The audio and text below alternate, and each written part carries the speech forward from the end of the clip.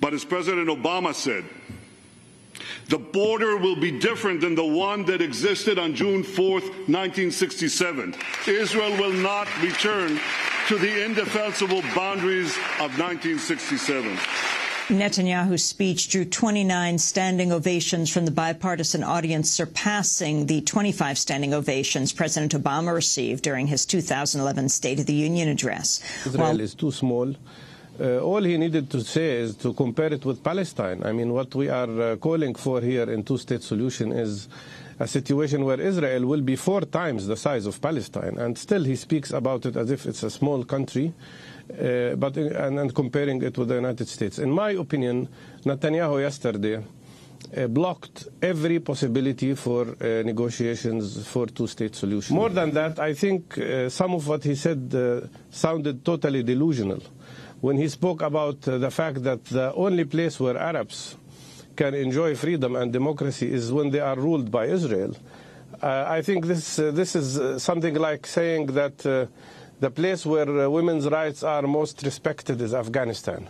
It's totally delusional.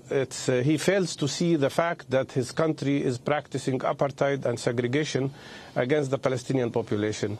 He failed to see the fact that they have taken away the homes, the lands of the people who live under Israeli control, and that Israel is practicing the worst form of violence against peaceful, non-violent resistance that Palestinians are adopting today in trying to defend their rights for freedom and for dignity. What is most shameful, in my opinion, really, was the response of the Congress to what Mr. Netanyahu said. In my opinion, the fact that he got 29 standing ovations and so many applauds by the Congress people reflects an act of irresponsibility by the Congress, because by supporting such extremists like Netanyahu in this manner, by supporting such extreme positions by this Israeli government, which is nothing but a government of settlers that is falsifying history and reality, by doing so, they are practically supporting an act that is aiming at killing any possibility of peace. And that is irresponsible, not only towards Palestinians, not only towards peace. It's an act of irresponsibility towards even the future of Israelis themselves. However, there was at least one dissenting voice inside the halls of Congress Tuesday. Yet, as we share their hopes,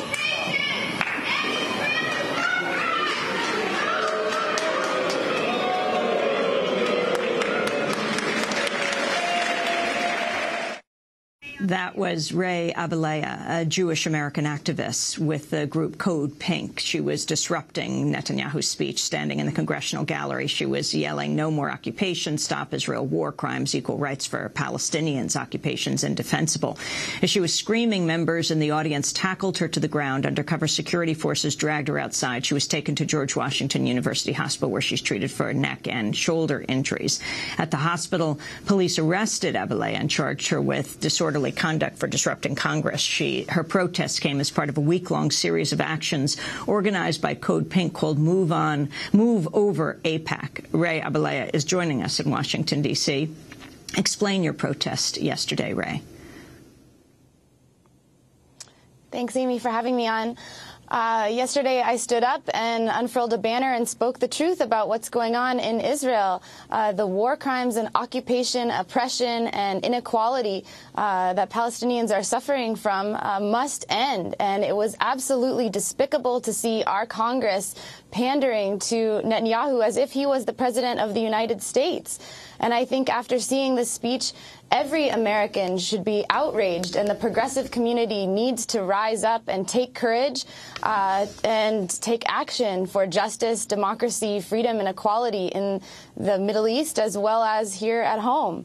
I think that the act I took of courageously standing up in front of Congress the opportunity to do that doesn't come along very often, but every day as Americans we have an opportunity to stand up, and whether it's putting our money where our hearts are by participating in economic pressure against Israel through the boycott, divestment, and sanctions movement, or calling our Congress people or taking other actions, it's time for us us to say no to this terrible policy that, just as Dr. Barghouti has illustrated, will not bring about peace. Netanyahu proved yesterday that he is the primary obstacle to peace and justice for Israelis and Palestinians. And to see our Congress giving away $3 billion of our tax dollars every year to Israeli war crimes while our economy suffers, while our kids can't go to college, while our needs aren't being met here at home is absolutely an outrage. The thing I want to say is that when I stood up and was tackled yesterday, it was by members of AIPAC. Yes.